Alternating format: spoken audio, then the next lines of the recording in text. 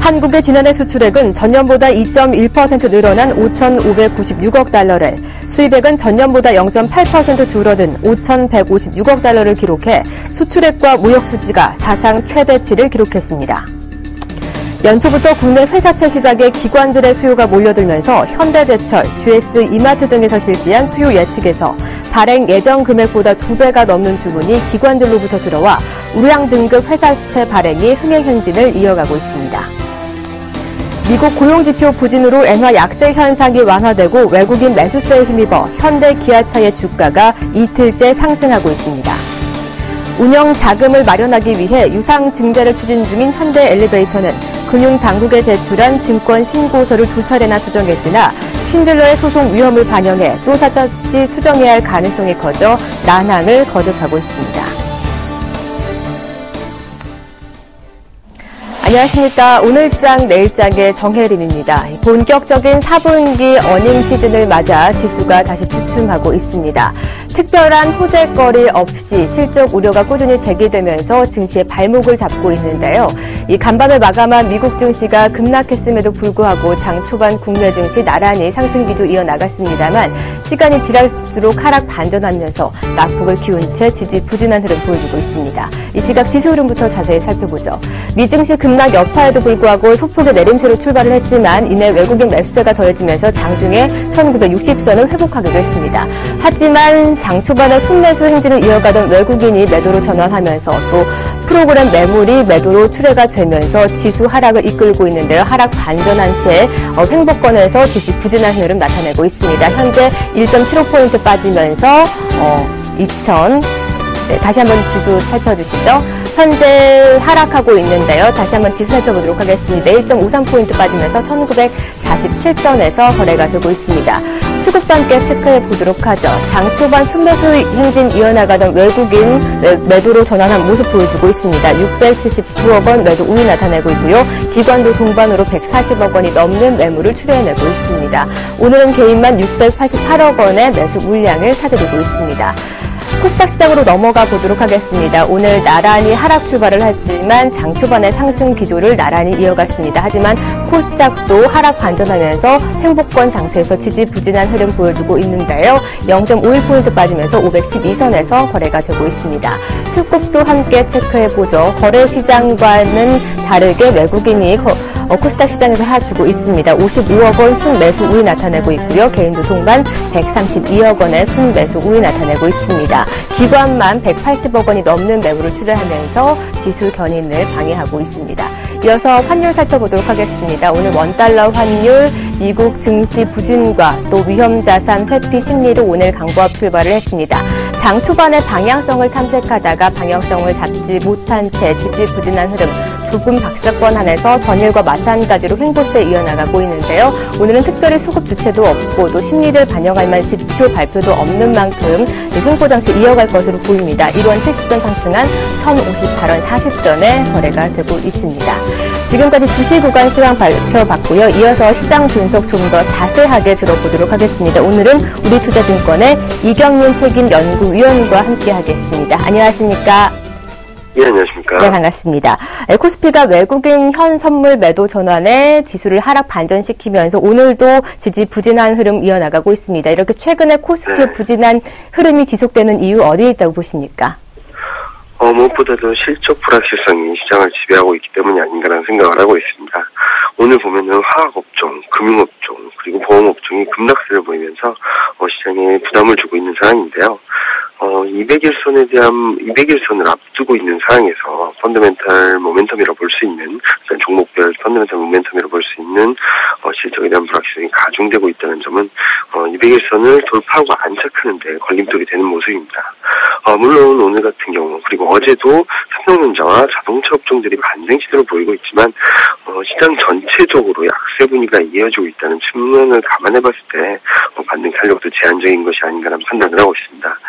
게다가 오늘 엔달러 환율이 좀 급락을 하다가 다시 반등 시도를 하고 있다는 점도 삼성전자와 현대차의 반등 탄력을 저해하면서 다시 한번 1940선대에서 등락을 보이게 된 원인으로 보고 있습니다.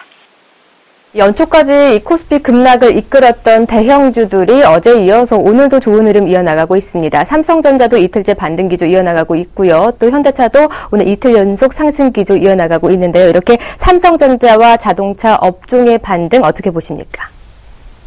네, 삼성전자는 오늘 1.4%, 현대차 같은 경우는 2% 가까이 반등세를 이틀 연속 이어가는 모습입니다. 이런 부분들을 감안해 봤을 때 특히 삼성전자 같은 경우는 실적 쇼크임에도 불구하고 130만 원 선으로 회복하고 있다는 점을 감안해 봤을 때는 연초 급락으로 실적에 대한 부담이 상당 부분 주가에 반영된 것이 아닌가라는 생각을 하고 있습니다.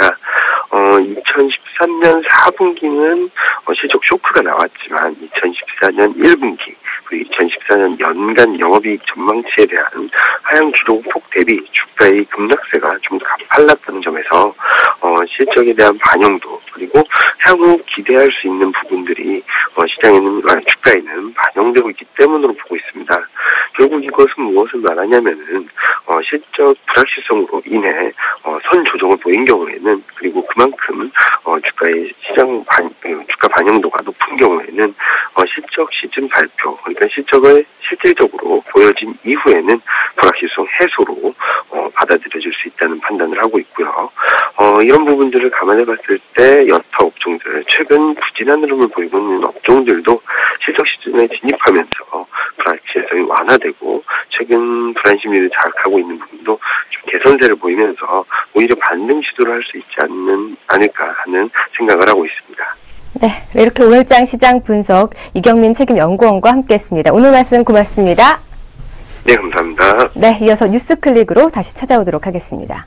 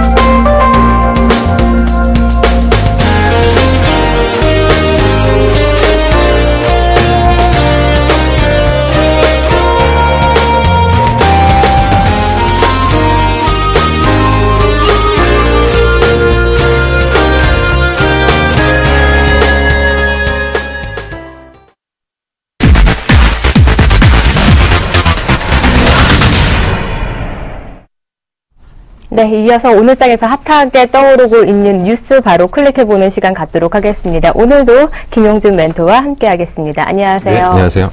네, 오늘 뉴스 중에서는 조선주 뉴스 뽑아봤습니다. 표류하는 조선주 수주 한 방이 필요하다라는 뉴스 클릭해 볼 텐데요. 지난해 하반기 기대주로 큰 관심을 모았던 조선주가 올해 들어서 이 외국인의 매도세가 거세지면서 맥을 못 추고 있습니다. 첫 번째 질문 들어볼 텐데 오늘 좀 초반에 반등을 시도하나 싶었는데요. 또다시 하락 반전하면서 조정을 받고 있습니다. 이렇게 조선주 우려가 과도하다라는 분석에도 불구하고 최근 들어서 지지한 횡보 장세가 계속 이어지고 있는데 이렇게 조선주 조정 이유 어디에 있다고 보시나요? 네, 일단은 뭐 조선주가 말씀하신 것처럼 이제 지난 작년 이제 하반기에 좀 상당히 많이 올랐죠.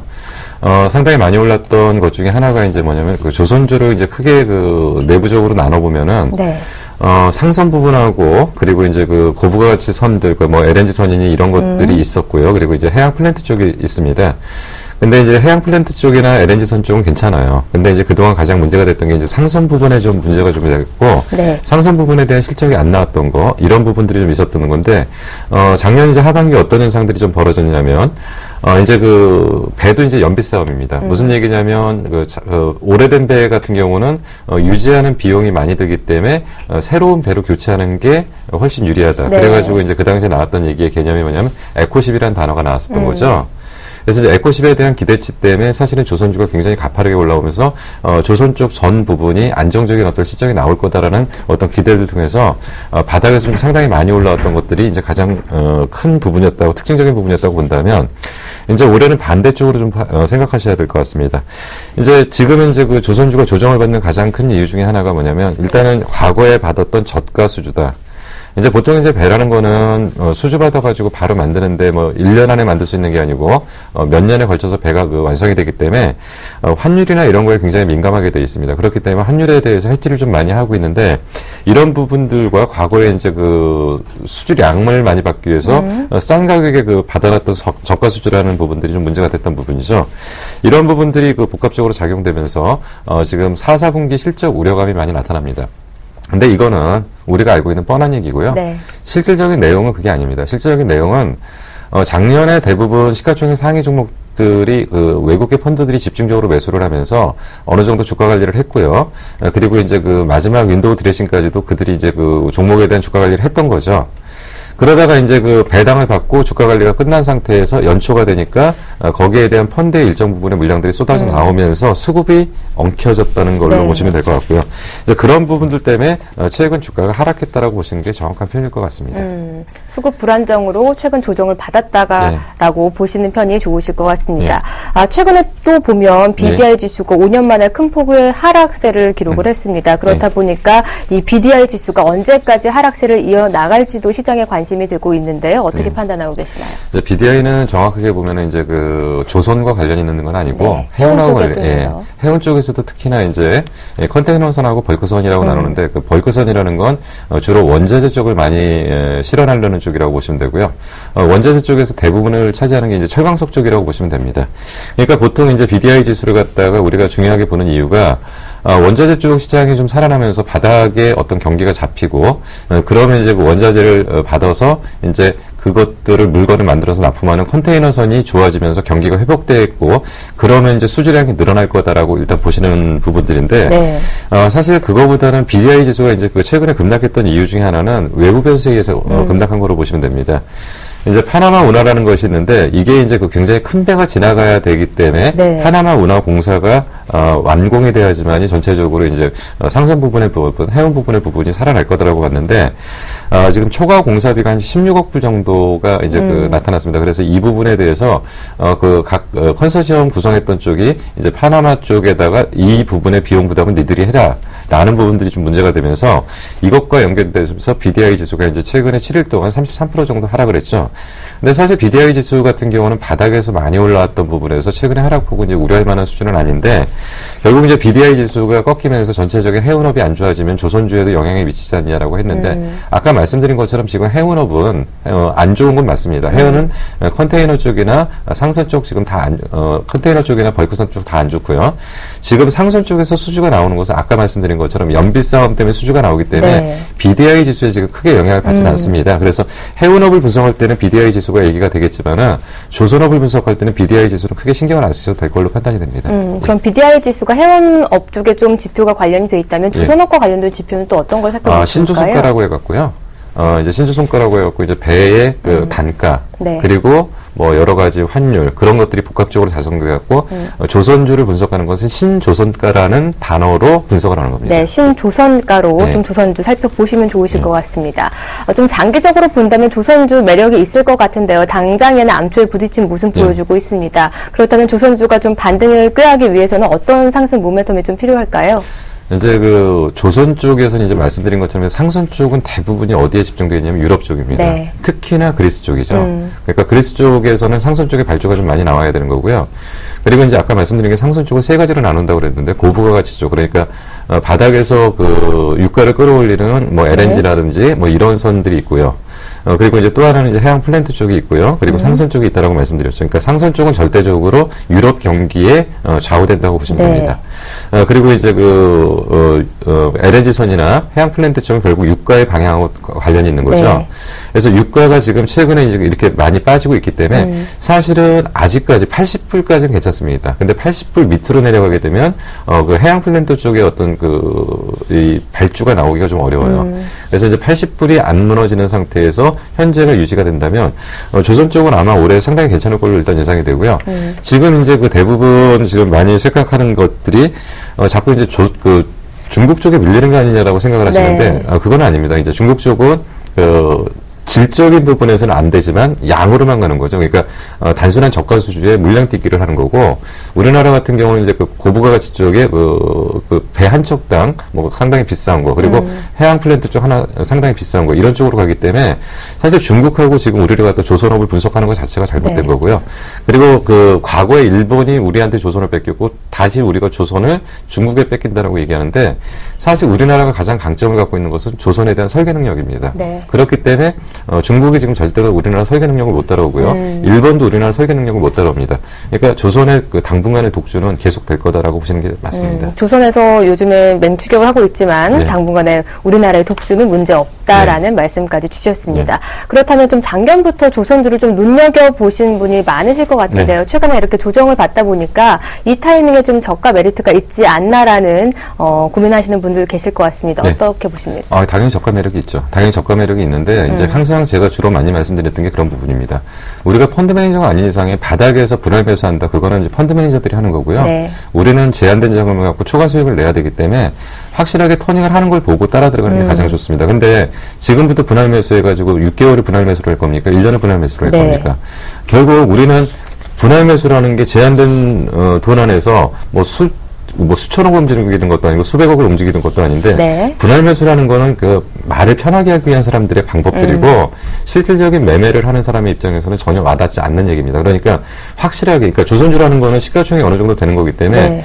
반드시 바닥을 사겠다는 욕심을 버리시고요. 바닥에서 턴하고 완전히 확인되는 시점에서 들어가시는 게 편할 거기 때문에 분명히 지금부터 관심은 가지셔야 될 건 맞습니다. 그러나 지수의 방향이 좀 엉켜 있고요. 조선주 전체적인 업황들이 좀 엉켜 있기 때문에 지금 서둘러야 될 이유는 하나도 없다라고 봅니다. 네, 서둘러야 될 필요는 없고 좀 수급이 안정된 다음에 확실하게 터닝한 후에 접근하시면 좋으실 거라는 답변까지 주셨습니다. 오늘 이렇게 좋은 말씀 주셔서 감사합니다. 네, 감사합니다.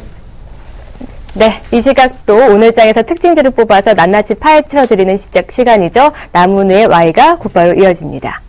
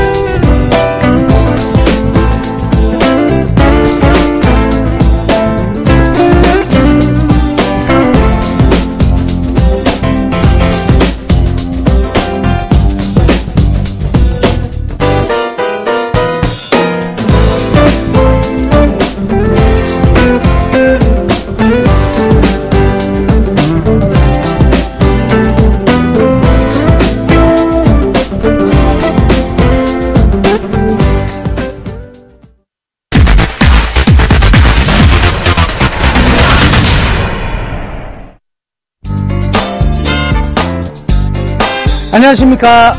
남은우의 Y, 남은우 멘토입니다. 자, 나른한 오후입니다. 어깨 한번 쭉 펴시고요. 하루 종일 뚫어져라 쳐다봤는데 지수 영 재미가 없습니다. 그죠? 종목들도 별로 크게 재미가 없으실 것 같습니다. 자, 그렇지만요, 우리가 또 정리할 거는 정리해 나가야 되죠.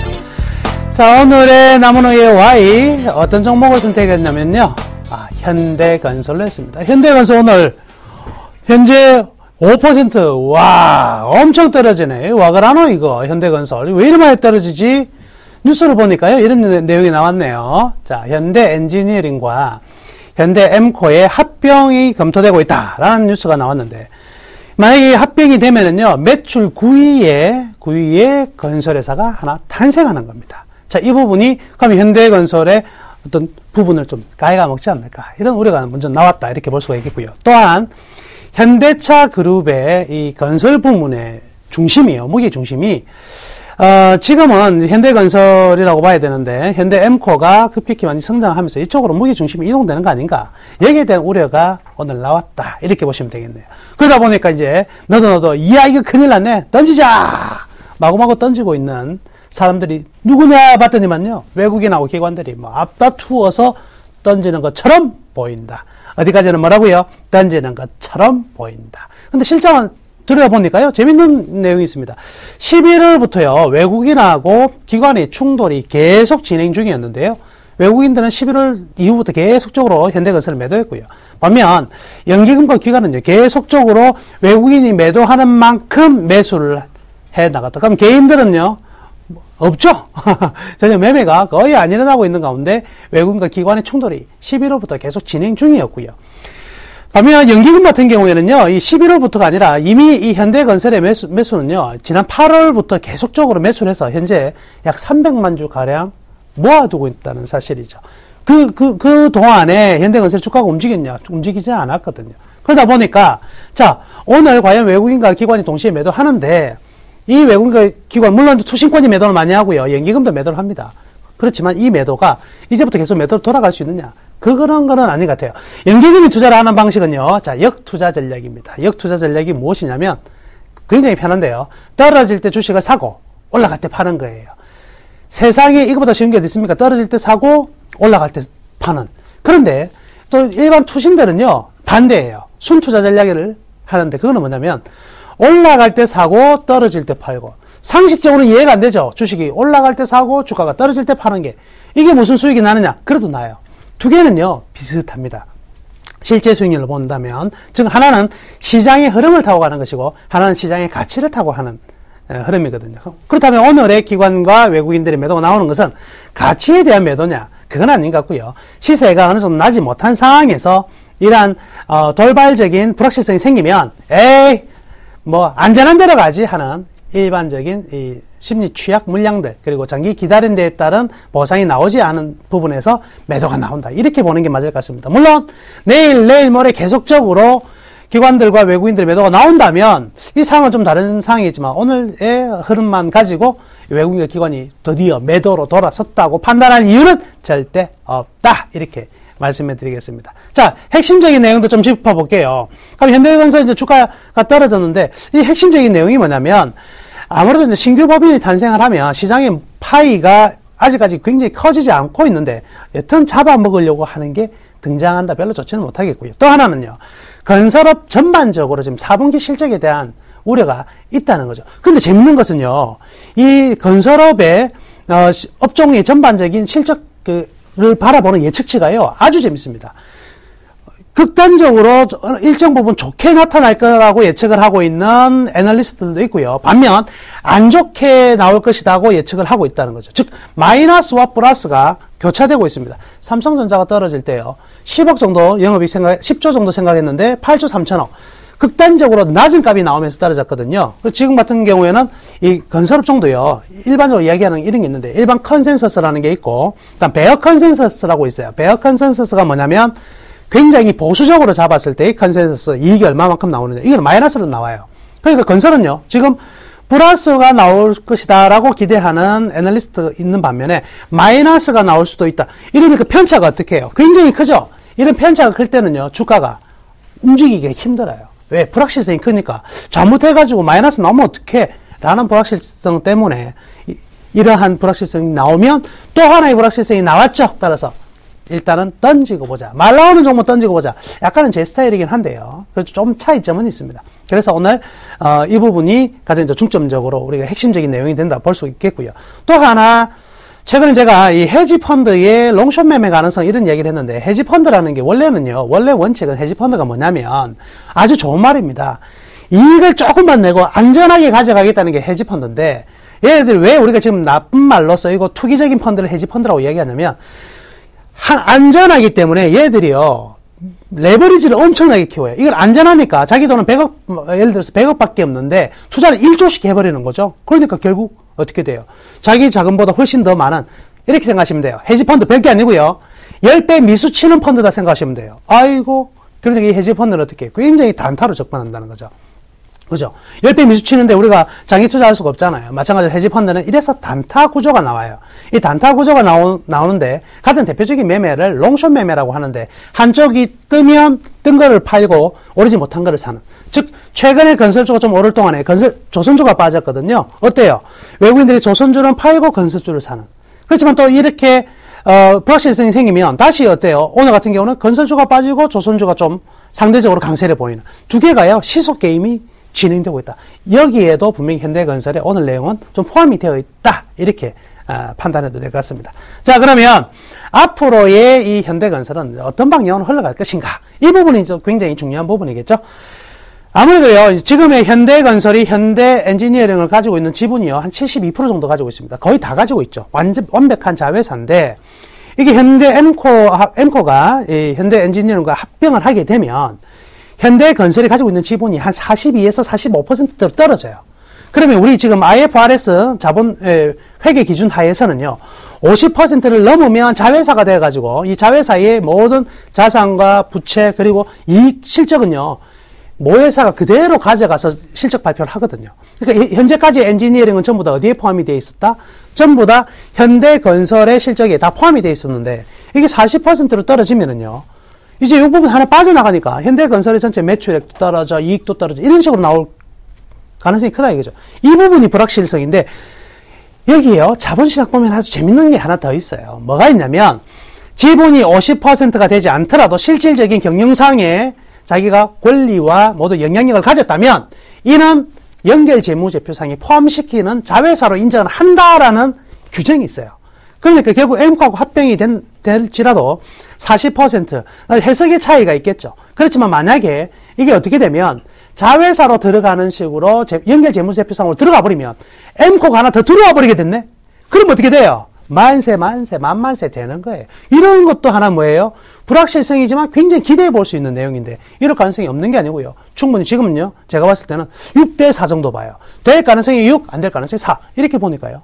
굉장히 지금의 불확실성은 단기적인 매매에 의해서 빠져나갈 사람들은 빠져나가고 대신에 중장기 투자할 사람들은 지금 굉장히 들어올 수밖에 없는 타이밍이 아닌가 이렇게 볼 수가 있을 것 같아요. 그리고 또 하나는요. 이미 이제 건설사의 그 심리도, 전체 수주 같은 것도 굉장히 많이 일어나는 2014년이잖아요. 자체적인 실적도 굉장히 좀 볼만하다. 이렇게 생각합니다. 자, 그래서, 그러면 이제, 이러한 내용들을 가졌으니까, 결국 뭐 결론이 나왔잖아요. 이거 우짜까, 사까, 막까, 복까. 아니, 사까, 막까, 복까가 아니고 그냥 삽시다. 라고 저는 강력히 이야기해 드리겠습니다. 왜냐면, 주가는요, 자, 주식 투자는 여러 방법이 있습니다. 그죠? 어떤 방법이 있냐면 가장 싸게 잡는 방법이 있고 올라가는 거 보고 잡는 방법이 있고 그런데요. 저는 어떻냐면 이 정도 가격이면 줄만한 가격이면 사요. 이 정도 가격이 적정하게 내가 매수 가격이라면 떨어지든지 올라가든지 상관하지 않고 사는 게 맞다고 보거든요. 그래서 밸류에이션이 굉장히 중요하다 이렇게 볼 수가 있겠는데 여튼요. 현대건설도요. 이미 현대차 그룹의 자회사입니다. 그쵸? 지분을 전부 다 누가 모비스하고 엠코하고 모비스하고 자동차하고 다 가지고 있잖아요. 그렇기 때문에 현대건설 놓고 엠코와 현대 엔지니어링의 합병 법인만 키운다는 것은 말이 안 된다. 이렇게 말씀을 드릴게요. 자, 그러면 이 차트 한번 볼게요. 이 밸류에이션 차트인데요. 나머지의 밸류밴드 차트 한번 보시면 지금의 현대건설의 지금 주가 라인을 한번 보세요. 어떤 라인입니까? 최하단 부분에 있었죠. 초록색. 저 초록색 라인에 맞고 그 이하로 하회할 가능성은 몇 %라고 제가 5%라고 그랬습니다. 5% 떨어질 확률이라면 과감하게 주죠. 그 5%도요. 떨어졌다가 바로 올라올 자리다. 이렇게 볼 수가 있겠네요. 지금 뭐 57,800원 하는데요. 저는 이렇게 말씀해 드리겠습니다. 결론으로 6만원 이하면 현대건설은 충분히 사볼 만한 적정 안전 매수 영역이다. 이렇게 말씀해 드릴게요. 그러니까 현대건설 관심 가지고 계신 분들은 좀 더 확인하고 사는 거 그것도 나쁘지 않고요. 지금 당장 사는 거 이것도 나쁘지 않다. 여튼요. 6만원 이하권이라면 조만간에 여러분들은 좋은 수익률로 아마 보답이 될 거라는 것을 말씀해 드리도록 하겠습니다. 자, 이렇게 오늘 나무의 와이어는 마치겠고요. 이번 주 토요일입니다. 금융투자연구원, 금융투자교육원 여의도에서요.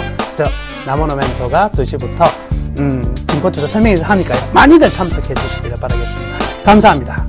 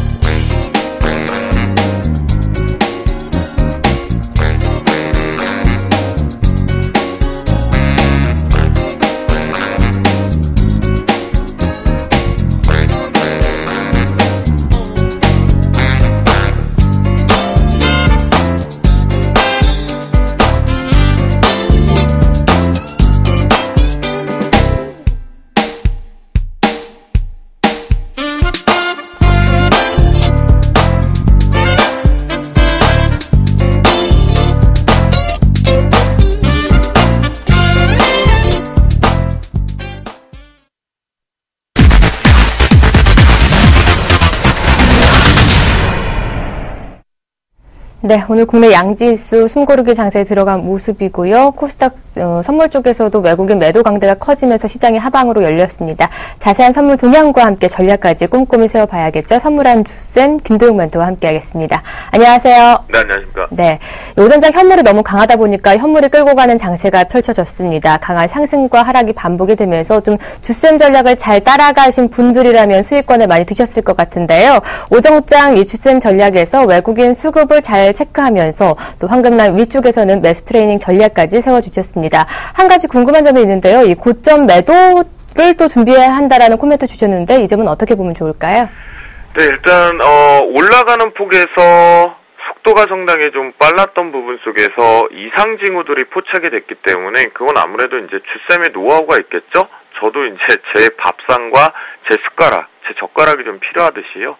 그 관점에서 고점 매도로 이제 야무지게 좀 때리긴 때렸습니다.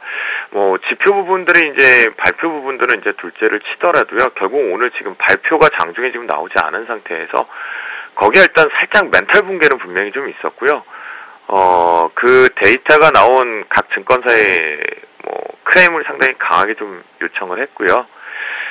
그 관점인데요. 현재 수급적인 측면에서 어제의 모습, 그 다음에 야간 시장의 모습, 그리고 오늘 스타트의 모습을 봤을 때, 오늘이 그 지표값이 나왔다고 한다면, 여러분들께서 단기적으로 추세를 분명히 대응할 수 있는 5번의 영역들이 분명히 잡혀가는 구조거든요. 현재 시장은 현물과 파생의 서로 다른 포지셔닝이 싸움이 붙었다라는 관점인데요. 자, 이 얘기를 짧게 말씀드리면 시장은요, 현재 메이저들 입장에서는 하방 쪽으로 배팅이 좀 열려 있거든요. 현재 시장은 지금 철저하게 외국인과 기관의 싸움에 있습니다. 거기에 누가 낑겨 있냐면 바로 우리 개인 투자자가 지금 낑겼는데요. 그만큼 방향성이 지금 모색이 안 되고 있는 상태에 계속 지속되고 있는 속에서 외국인들 매도 압박 카드가 쉽사리 줄어들지 않는 것은 아직까지는 안개 속에 비추세 구간에 들어와 있다라고 보실 수가 있겠고요.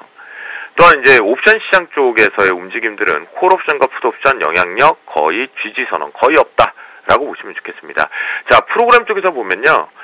제가 이 얘기 드렸죠. 베이시스가 이론상으로 콘텐권은 당연히 매수가 들어와야겠죠. 그럼 여전히 SP 값도 분명히 있고요. 스프레드 값들도 분명히 발생이 될 수 있고요. 또한 지금 현재 매수 매도 쪽엔 차익 잔고의 스프레드도 좀 다 봐야 되는데요. 현재 콘텐권에서 얕은 콘텐권에 들어와봤자 매도 압박 카드가 발생될 수밖에 없다라고 말씀드렸고, 그나마 지금 보시면 비차익 쪽에서 내려오는 속도가 상당히 초반에는 강했다가 고점에서 찍고 내려올 때 시장을 빨리 교란시켜서 내려보내야 되니까 이런 모습이었는데, 시간이 지나면 지나고 오후를 마감하러 내려오면 내려올수록 차익 쪽이 매도 추세가 확대가 되는 가파른 각을 세우고 있다는 걸 보실 수 있습니다. 그만큼 시장에서 지금 현재 매수 매도 쪽에 차익 잔고 스프레드 벌어졌던 부분에 갭을 메꾸려고 하는 작업들이 발생이 되고 있는 속에서 이 부분이 어느 정도 갭이 좀 특히나 차익 매수 잔고가 8조 한 후반부를 좀 내려와 주어야, 좀 강하게 내려와 줘야 그때 좀 가벼워지지 않을까, 이런 생각을 좀 판단하게 되고요. 현재 그 관점으로 놓고 본다라면 전체적으로 우리가 지금은 아직 안개 속이긴 하지만 분명히 공포에 따른 자신의 전략에 보이는 그대로만 따라하는 대응 영역으로 삼는다. 그리고 앞에서 말씀드렸던 저는 매도를 준비하고 있겠습니다 라고 말씀을 좀 드렸던 내용은 지표에 따른 변고, 그거에 대한 역발상을 이용해서 강한 급등세가 나왔고 억지로 빡 하고 세게 당겼기 때문에 우리에게 아드레날린을 분비를 시켰거든요. 그런데 시간이 지나면서 그 속도가 수급에서 약했기 때문에 저는 매도를 준비하겠다라고 해서 그 매도를 잡아드렸습니다. 그래서 그 관점이다라고 말씀을 좀 드리겠습니다. 네, 외국인과 기관의 수급 싸움이 팽팽하기 때문에 오후장도 수급 강도 좀 체크 잘 해보셔야 될 것 같고요. 또 지표 발표 이후에도 매도를 준비해도 늦지 않다라는 조언까지 해주셨습니다. 그렇다면 오후장 전략도 잘 짜봐야 할 텐데 오후장 전략과 함께 황금 라인까지 잡아주시죠. 네, 일단 지금 현재 기준점에서 위로 우리가 추격 따라가는 매수에 스위칭으로 수익을 많이 내지 못했다고 한다면 내려오는 매도에서는 분명히 아침 초반에 현재 보이시는 화면과 조금 더 확대를 해서 보여드리겠습니다. 자, 요 부분인데요. 요 부분의 관점을 두껍게 해서 우리가 한번 본다면 현재 이렇게 강하게 산이 올라갔을 때는 우리가 부담스러워서 못 갔다라고 한다면 내려오는 속도에서는 분명히 수익을 좀 챙기셨을 수가 있겠고요. 또한 바닥권 부분에서 현재 추가적으로 상승 쪽으로의 분명히 기로는 있습니다. 하지만 여기 부분에서 여러분들과 제가 체크해야 되는 것은 오후장 외국인들의 이 매도 규모가 현재 주쌤이 파악했던 규모 정도까지는 추례가 다 나왔습니다. 과연 속도를 높일 것이냐 축소를 할 것이냐인데 현재의 오늘 하루 종의 흐름을 봐서는 주쌤 기준에 요건 축소가 나올 가능성이 좀 있다. 그렇다고 해서 이게 갑자기 툭 하고 부러져서 2천억대 정도 중반부까지 부러질 그 정도는 아니겠고요. 3천억대 중후반부 정도로 좀 약세 정도로 조금 더 줄어드는 부분인데요. 자, 외국인들의 매도가 축소가 된다면 상승 쪽으로 베팅을 하는 것이 맞다라는 관점으로 말씀 좀 드리겠고요. 현재 기준점에서는 아래 꼬리 부분에서 매수 타이밍을 잡는 것이 좀 유리하겠고요. 자, 오후장 황금 라인은요, 신호등의 모양을 보면요, 저도 이제 여러분들과 방송을 진행하고 있는 시점이었는데요. 이렇게 산이 그려졌죠. 여기서 분명히 해외 증시의 모멘텀 때문에 같이 분명히 동반하라. 페이크를 쳐놓고 위로 빵 당겼는데요. 올라가는 속도를 보니까 어떻습니까? 이거는 따라가지도 못할 정도로 속도를 높여 올라갔죠. 여기서 많이들 아웃이 되는 경우가 있었는데 여기서부터는 이제 깨끗하게 들어오기 시작했고 들어온 시점에서 저희는 요 부분에 점심시간 직전 12시 직전에서 모두 다 매도분을 이익실현 다 잡으다. 더 이상 내려가는 건 우리 복 아니다. 라고 하고 점심시간을 들어갔는데요. 들어가고 나서부터는 요건 역시도 A컵 상태가 너무 급변화가 되었고 수급 추이 자체가 위로 빵 치고는 싶어 하는데 위로를 누군가가 막고 있죠. 지금 누군가가 막고 있습니다. 그 막고 있는 것 때문에 제한 걸려서 그 관점이 한다라면 여러분들 이런 부분에 이런 꼬리 형태에서 매수를 잡고 짧게 끊어내는 매수 스위칭 짧게 끊어내자라고 말씀 좀 드리겠고요. 자, 오후장 황금 라인이요. 그래서 254.35입니다. 현재 그 위에서 형성이 되죠. 자, 다시 한번 강조를 하는데 늘 이 황금 라인을 강력히 지금 위에 있기 때문에 내려온다. 내려와서 지켰다. 그럼 매수 관점이에요. 이 위쪽으로는 무조건 매수. 이 황금 라인 아래쪽으로는 무조건 매도. 그리고 여러분들께서는 자신의 능력치만큼 수익을 챙기는 겁니다. 자, 여기서 깼다. 그러면 매수 금지령이 나오는 거고 올라갔는데 저항 걸렸다. 매수는 금지구나. 그러면 외국인들이 결국 3천억대 중후반부로 매도를 축소하는 것이 아니라 더 증가시키겠구나. 이렇게 바라보시면 되거든요.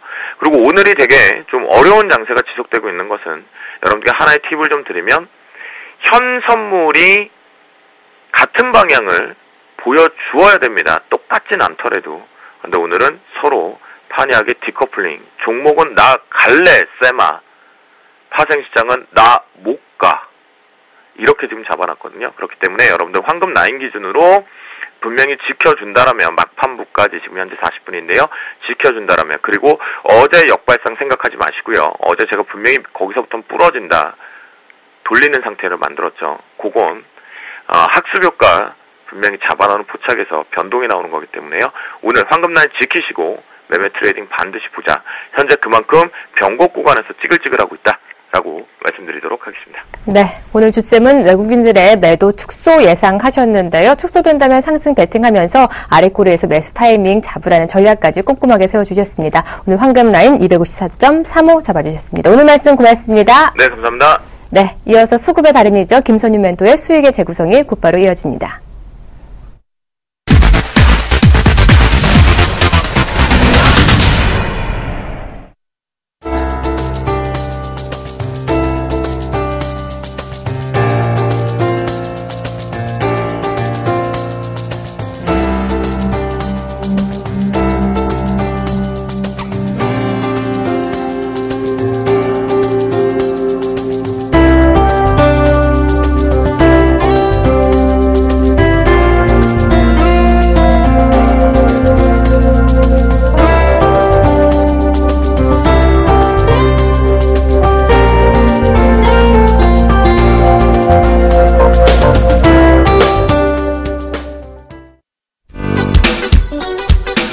네, 안녕하십니까. 수익의 재구성 시간입니다. 방금 이제 나갔던 종목들 외에 굉장히 조금 많이 있다는 거 여러분 알고 계시죠? 네, 잠깐 제가 못 보여드렸네요.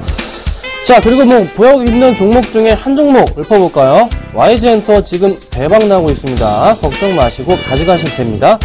그런데 내가 갖고 있는 종목 조금 궁금하다 하시는 분들, 네, 문자 주세요. 013-3366-0110번입니다.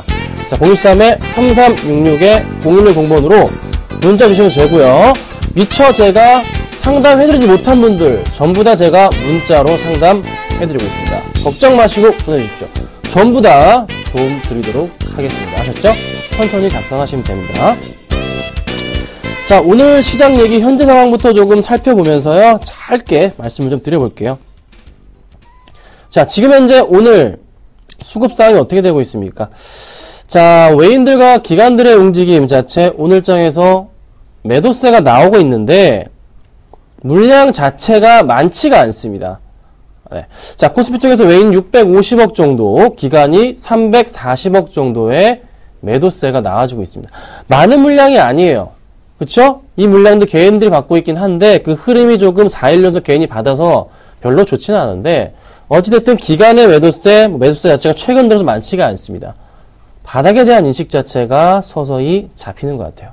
자, 제가 이런 말씀 좀 드려볼게요. 항상 코스닥 시장이건 코스피 시장이건 반등을 주기 직전의 움직임, 바로 굉장히 강한 테마의 움직임이 있습니다. 자, 최근의 흐름들 테마 아주 그냥 요동치고 있죠? 별별 테마가 다 나옵니다. 이거 끝나는 순간 코스피, 코스닥 장세 반등 줍니다. 지금 포인트고요. 지금은 테마를 살 때가 아니고요. 테마를 파시고 그 다음 어떤 종목들, 네, 실적이 좋은 종목들, 올해가 기대되는 종목들 매수하는 타이밍입니다. 분할 매수하시고요. 테마주 분할 매도 후 방금 말씀드렸던 포인트 생각하시고 분할 매수로 대응하시면 되겠다. 계속 말씀을 드려볼게요.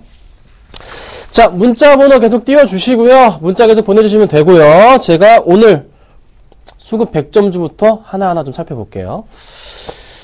자, 오늘 5가지 종목 가지고 나왔습니다. 오늘 엄청나게 많은 수급이 들어온 종목이 있습니다. 바로 삼성전자, 금액이 엄청났어요. 자, 그 다음 현대차, 제가 단기로 보라 말씀드렸는데요.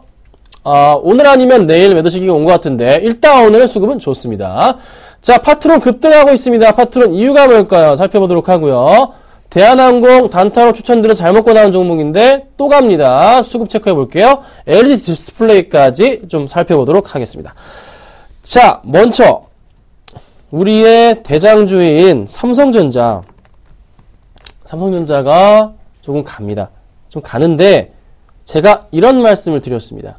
앞에 2자가 나온다. 120에 2자일 때 매수 사인 드렸고요. 140에 4자일 때 매도 사인 드렸습니다. 20만원일 때는 분할 매수, 40만원일 때는 분할 매도입니다. 2자 27만원까지 내려갔던 주가 흐름이 다시 반등을 주고 있는데요. 20만원대 사신 분들, 그분들은 이제 40만원까지 기다리셨다가 매도하셔도 좋을 것 같은 생각이 들고, 그게 아니시라면 135만원대부터도 매도하면 괜찮을 것 같은데요. 수급을 좀 체크해 보겠습니다. 왜 오늘 이렇게 오르고 있나요? 정말 많은 수급이 좀 잡히고 있는 것 같았는데, 자, 금액으로 살펴볼게요. 이게 주가 아닙니다. 금액이에요. 얼마죠? 외인이 180억, 기관이 210억 물량을, 네, 아직 끝나지 않았는데도 매수를 해주고 있는 모습이에요. 자, 연기금, 투신, 포텐 터지네요. 엄청나게 많은 물량 매수를 해주고 있습니다. 포인트요, 좀 더 상승적으로 갈 가능성이 높다는 뜻이겠죠? 내일도 아마 매수가 들어올 가능성이 높습니다. 매수는 가능한 한 비중은 작게, 2자에서 제가 매수 사인 드려요. 그쵸? 그래서 가능한 한 비중은 작게 가져가시고요. 홀딩 하신 분들은 가져가시다가 135만원 치고 가거나 더 치고 가서 140만원대는 정리하시면 될 것 같아요. 아셨죠? 그 포인트 말씀드릴게요. 자, 그 다음입니다. 현대차 보겠습니다. 자, 현대차 움직임이 지금 최근에 조금 다시 서서히 좀 좋아지고 있어요. 근데 단기로 맞습니다. 단기로 볼 수밖에 없는 이유 뭐가 있죠? 악재. 오늘 현대차가 오른 거 이유가 뭡니까? 자, 간밤에 뉴욕에서 엔저 많이 떨어졌어요. 102엔대까지 흐름 보여줬습니다. 그렇잖아요. 그래서 오늘 그 영향 고스란히 받는 건데 윗골이 고대로 달리고 있죠. 잘 가던 주가 쭉 밀렸지만 그래도 2%까지 치고 갑니다. 그렇죠? 자, 그러면 현대차가 더 갈까요? 저는 지금 12월 중순부터 열려있는 이 박스권의 흐름 돌파가 쉽지가 않다고 판단이 되거든요. 지금 보시면 오늘의 윗골이 달린 부분 역시도 이 고점 영역이잖아요. 팔고 나갔던 부분. 지금 따라가시면 안 돼요. 제 판단은요. 한 번 더 오르더라도 그때 매도가 많이 나올 것 같은 생각이 듭니다. 그렇죠? 그러니까 조금은 주의가 필요합니다. 대신에 수급이 좋았기 때문에 제가 오늘 가지고 나와봤습니다. 자, 그 다음 종목은요. 아, 네, 감사합니다. 문자가 좀 많이 왔는데요. 좀 살펴볼게요. 요거 보고 갈게요, 여러분. 자, 먼저 첫 번째 종목으로 문자 온 게요. 흥하해운입니다. 자, 문자 번호 좀 띄워주세요. 013-3366-0110번입니다. 제가 지금 문자 미처 해드리지 못한 분들 전부 다 어떻게 해요? 네, 문자로 상담해드리겠습니다. 걱정 마시고 보내세요. 자, 흥하해운 오늘 조금 어떻게 되고 있나요? 약간 밀리고 있는데 이 종목 굉장히 조금 작은 종목 중에 하나이죠. 그래서 1000억대긴 한데 딱 거의 1100억이에요. 차트 흐름 보이세요? 어떤 생각이 드세요? 조금 거의 에베레스트 산 같은 느낌? 등산 제대로 하다가 미끄러졌어요. 크게 미끄러졌죠? 7월부터 쭉쭉 빠졌습니다. 자, 그리고 다시 반등을 하고 있는 흐름이 나타나주고 있는데 매수하신 가격이요. 1350원이십니다. 1350원 포인트, 바로 요 포인트 정도. 아마 최근에 조금 매수를 하신 것 같다는 생각이 듭니다. 그런데 이거 어떻게 대응해야 될까요? 수급은 들어올까요? 수급이 있을까요, 과연? 수급 들어오네요. 아, 요 종목 제가 안 보고 있던 사이에 수급이 이렇게 많이 들어왔나요? 자, 기관들이 바닥부터 이 종목을 끌어올립니다. 눈에 딱 들어오죠? 체크해 볼게요. 기관, 어디서? 투신? 그쵸? 기타금융은행, 그 다음에 금융투자 얘는 아니네요. 자, 투신권에서 이 종목을 누구와? 기타 법인 쪽과, 자, 기타 법인 쪽에서 일하는 사람들 전부 다 증권사 사람들이 많아요. 그래서 같이 연계됩니다. 많아요. 같이 이렇게 물량이 들어올 때는 이유가 있는 거예요. 뭔가 이유가 있는 겁니다. 주가가 가는 거거든요. 그래서 이 바닥부터 해서 주가가 튀어 올라가는 흐름, 포인트가 좀 잡히네요. 여기서부터요. 더 갈 것 같아요. 수급적으로 보건데 이 종목 좀 더 치고 갈 가능성 높아 보입니다. 제가 볼 때는 홀딩이 될 것 같고요. 반등을 줄 때 어디까지 갈지에 대한 여부는 주봉으로 체크해야 될 것 같습니다. 그쵸? 네, 주봉 참 이쁘네요. 참 이뻐요. 바닥에서 치고 갑니다. 주봉상의 60주선 라인 체크할게요. 어디? 요 포인트. 아셨죠?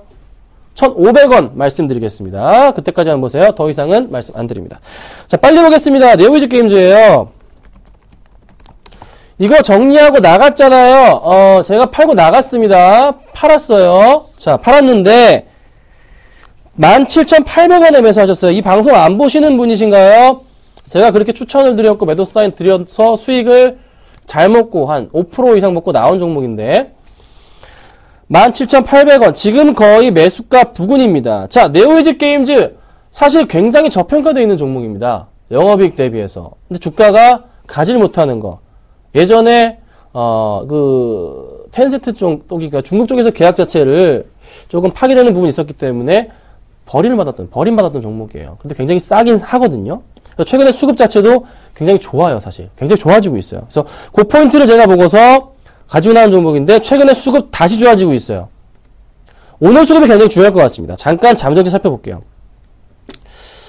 살펴보니까요. 오늘 수급 자체는 들어온 건 아예 없습니다. 기타 법인적 물량이 좀 나가는 흐름밖에 안 보이네요. 끝날 때까지 확인해봐야겠지만서도 좋은 흐름은 아닌 것 같아요. 빠진다면 이 종목 지금 좀 얇게 포진이 되어 있긴 한데 고점 영역 자체가 네, 요런 포인트가 좀 잡혀요. 고점 영역 자체가 얼마죠?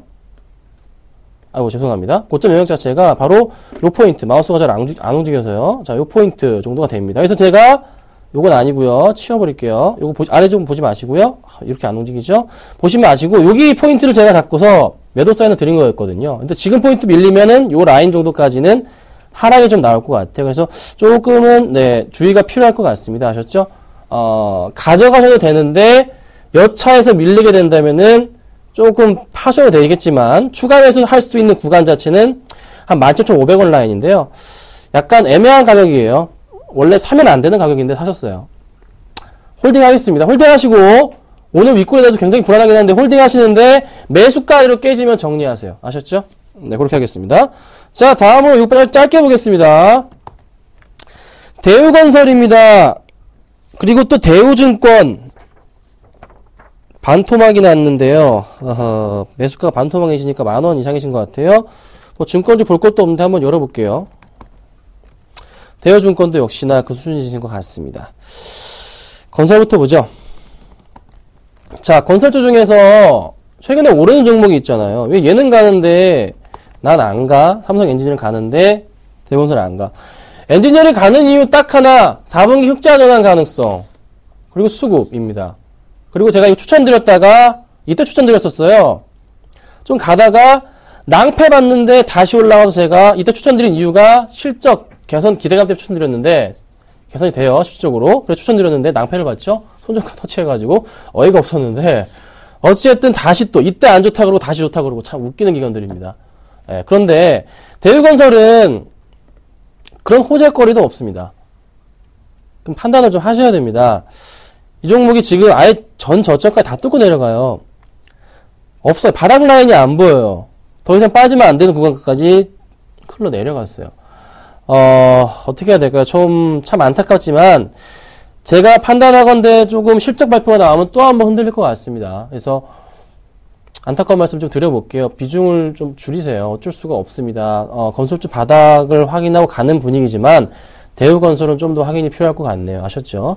자, 대우증권 같은 경우도 마찬가지 좀 흐름이 나타나고 있는데요. 그래도 대우증권은 기대해볼 만한 게 시간이 뭐 늘어난다고 한다면 거래 시간이 주식 시간 자체가 그 포인트가 있다면 바닥 따지기는 조만간 완료될 것 같아요. 아셨죠? 그러니까 증권은 가져가시되 건설은 조금은 주의가 필요하지 않을까 이렇게 말씀드릴게요. 자, 문자가 굉장히 많이 오고 있는데요. 상담은 제가 여기까지만 해드리고요. 문자 번호 한 번 더 띄우겠습니다. 자, 013-3366-0110번으로 문자 주시면 제가 전부 다 문자로 답변 드리도록 하겠습니다. 아셨죠? 보내주셔도 됩니다. 자, 그리고 하나 더 바로 살펴볼게요. 오늘 그냥 100점주 아까 남은 것만 빠르게 살펴보고 추천주 말씀드리고 제가 좀 할 말이 있기 때문에 좀 넘어가겠습니다. 나머지에 대해서는 제가 3시에 무료 방송 하니까 그때 참고하시면 돼요. 그쵸? 자, 지금 바로 100점주 삼성전자 살펴봤고요. 현대차 살펴봤고요. 파트론 보겠습니다. 파트론 같은 경우도 오늘 급등한 흐름이고요. 대한항공 같은 경우도 오늘 흐름 좋았는데요. 지금 LG디스플레이 3개인데 파트론만 말씀드릴게요. 파트론. 오늘 너무나 급등했기 때문에. 자, 파트론 지금 12% 동시효과 잡혀 있습니다. 파트론. 이유가 뭘까요? 어제 상담 들어와서 제가 상담해드렸죠. 홀딩 사인 드렸던 종목입니다. 축하드립니다.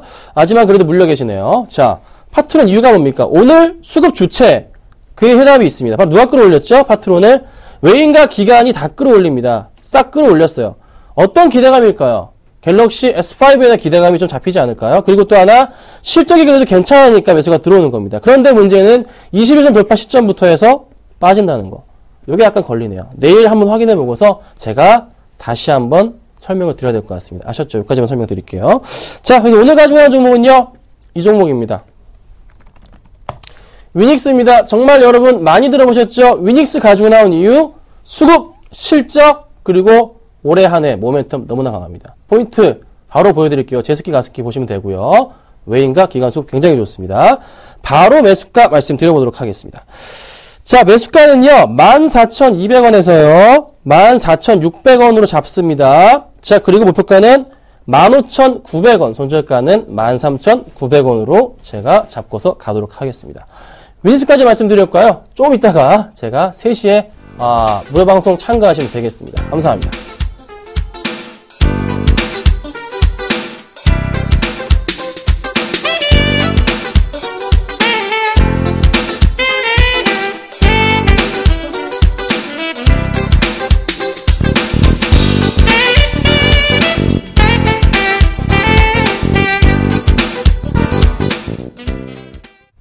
네, 전일장 코스피 코스닥 잘 가졌는데 오늘 하루 쉬어갑니다. 내일은 반등을 좀 기대해 볼게요. 오늘장 내일장 오늘 준비한 소식은 여기까지입니다. 시청해주신 여러분 고맙습니다.